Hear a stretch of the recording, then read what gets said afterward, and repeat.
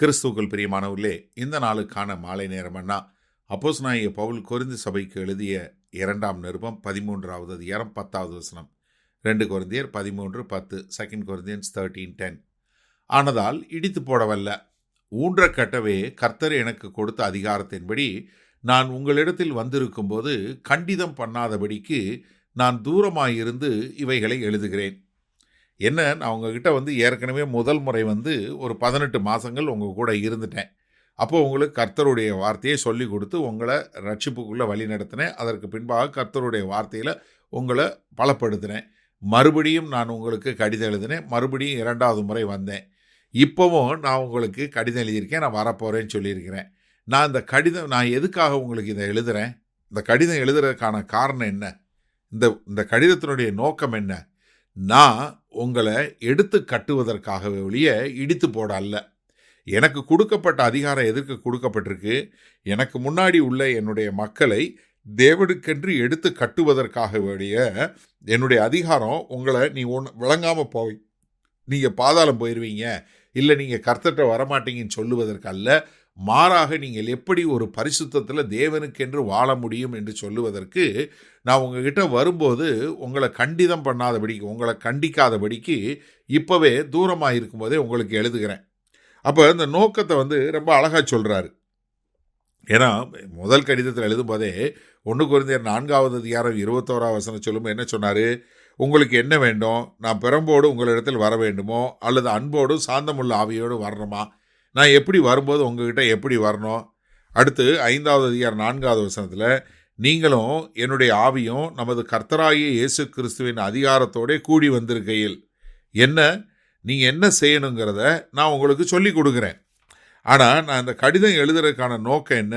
உங்களை எடுத்து கட்டுவதற்காக, நீங்கள் இடித்து போடுவதற்கு அல்ல. அப்போ நான் உங்களுக்கு முன்னாடியே உங்களுக்கு எச்சரிக்கை சொல்லி, யாரெல்லாம் சத்தியத்திற்கு கீழ்ப்படியாதவங்களாக இருக்கிறீங்களோ நீங்கள்லாம் சத்தியத்திற்கு கீழ்ப்படிந்தவர்களாய் சத்தியத்தை சத்தியத்தின்படி வாழுகிறவர்களாய் இருக்க வேண்டும். ஏன்னா இது 2 கொரிந்தியர் 10வது அதிகாரம் 8வது வசனம் சொல்லும்போது, மேலும் உங்களை நிர்மூலமாக்குகிறதற்கு அல்ல, உங்களை ஊன்ற கட்டுகிறதற்கு கர்த்தர் எங்களுக்கு கொடுத்த அதிகாரத்தை குறித்து நான் இன்னும் சற்றே அதிகமாய் மேன்மை பாராட்டினாலும் நான் வெட்கப்படுவதில்லை. என்ன, உங்களை அழிப்பதற்கோ உங்களை கஷ்டப்படுத்துவதற்கோ இல்லை உங்களை காயப்படுத்துவதற்கோ எனக்கு அதிகாரம் இல்லை. நான் அதை செய்யலை. என்னுடைய கடிதங்கள் கொஞ்சம் கடினமாக இருக்குது. காரணம் என்ன? நான் உங்ககிட்ட இருக்கும்போது நீங்கள் எல்லா விதத்திலும் தேறினவர்களாய், கர்த்தரை விசுவாசித்து அந்த விசுவாசத்தில் ஊன்ற கட்டப்பட்டவர்களாய், கர்த்தருடைய வருகையை குறித்த திட நம்பிக்கையில் உள்ள மக்களாய், அவருக்கென்று ஒரு பரிசுத்தமான வாழ்க்கை வாழக்கூடிய மக்களாய் வாழணும். அதற்கு உங்களை எடுத்து கட்டுவதற்காகத்தான் இந்த கடிதத்தை எழுதுகிறேன். சரி, இந்த நாளில் இந்த வசனத்தை நம்ம எப்படி எடுத்துக்கொள்வது? இன்றைக்கு அநேக சபைகளில் இப்படி ஒரு மக்களை எடுத்து கட்டக்கூடிய ஊழியம் இல்லாதது ஒரு பெரிய வருத்தமான காரியம். ஏன்னா நிறைய சமயங்களில் எனக்கு எழுதுவாங்க, இந்த பாஸ்டர் எங்கள் பாஸ்டர் சாபம் விடுறாரு, நீ காணிக்க கொடுக்கலைன்னா பரலோகம் போக மாட்ட, நீ தசமபாகம் கொடுக்கலைன்னா பாதாளம் போயிடுவ அப்படின்னு சொல்கிறாரு. இந்த மாதிரி நிறைய தங்களுடைய அதிகாரத்தை துஷ்பிரயோகம் பண்ணக்கூடிய மக்கள் நிறைய பேர் உண்டு. நான் இல்லைன்னு சொல்லலை. ஆனால் நம்மளை எதற்காக கர்த்தர் அழைத்திருக்கிறாரு? ஒரு நிமிஷம் எந்த ஒரு ஊழியக்காரனாக இருந்தாலும் உங்களை சோதிச்சு பாருங்கள். எதற்காக? மக்களை கர்த்தருக்குள் எடுத்து கட்டுவதற்காக, கர்த்தருக்குள் ஒரு தேறினவர்களாய் கொண்டு வருவதற்காக தான் கர்த்தர் நமக்கு அந்த அதிகாரத்தை கொடுத்துருக்கிறாரு. அப்போ நம்ம ஒவ்வொருத்தரும் எப்படி மக்களை கர்த்தருக்கென்று எடுத்து கட்டக்கூடிய மக்களாய், மக்களை கர்த்தருக்கென்று ஒரு உற்சாக ஆவியில் தேவனுக்கென்று ஒரு தகப்பன் தன் பிள்ளைகளுக்கு சொல்லுவது போல. இப்போ நீங்கள் ஒரு நிமிஷம் யோசிங்க.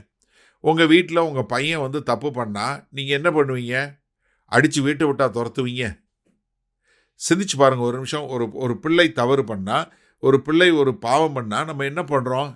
அந்த பிள்ளைகிட்ட உட்காந்து நம்ம ஆலோசனை சொல்லி கொடுத்து, இந்த மாதிரி செய்யக்கூடாது, இது சரியான காரியம் இல்லை, நம்ம அதை எப்படி செய்ய வேண்டும் என்கிற காரியத்தை பிள்ளைகளுக்கு சொல்லி கொடுக்குறோம்.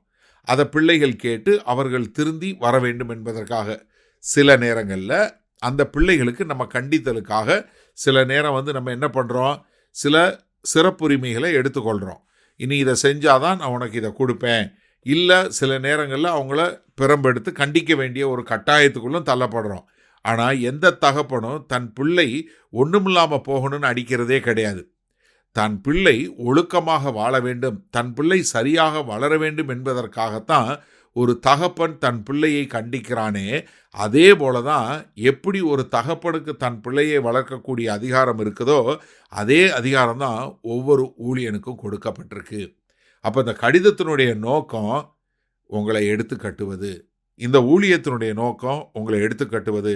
இந்த தினசரி மாலை மன்னா, தினசரி வரக்கூடிய தியானம், இது எல்லாமே எதற்காக? உங்களை கர்த்தருக்குள் எடுத்து கட்டுவதற்கே.